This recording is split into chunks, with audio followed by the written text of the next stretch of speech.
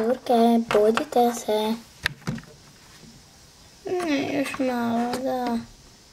Ja se ni ne moram probuditi. O, da moraš. A zašto? Pa zato jer ti ideš danas u prvi razred. Ne. Aha, ja idem u treći. A ja idem u drugi. Ne bi ja odpeo, ne bi ja išla u školu. Ali moraš. Moraš jer kad narasteš, ako ne ideš u školu, onda ništa nećeš znati. Samo da znaš. Onda nećeš znati koliko je 2 plus 2, nećeš znati ništa.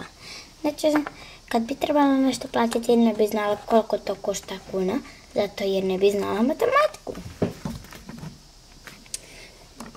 Dobro, evo dižem se i iću u tu glupu školu.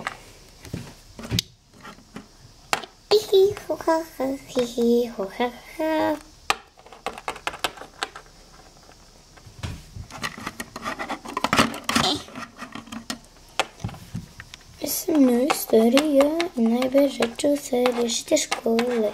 Jaha, Odite jesti. Auč. Okej.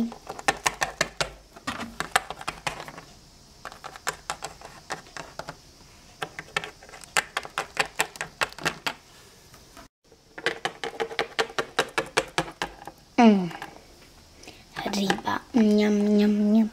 Baš je volim. Ja isto. Jesam.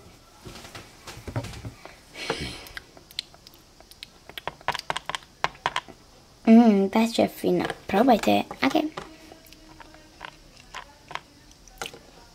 Baš je probaj. Ok. Baš je fina. Jeste li pojele? Jesmo, mama.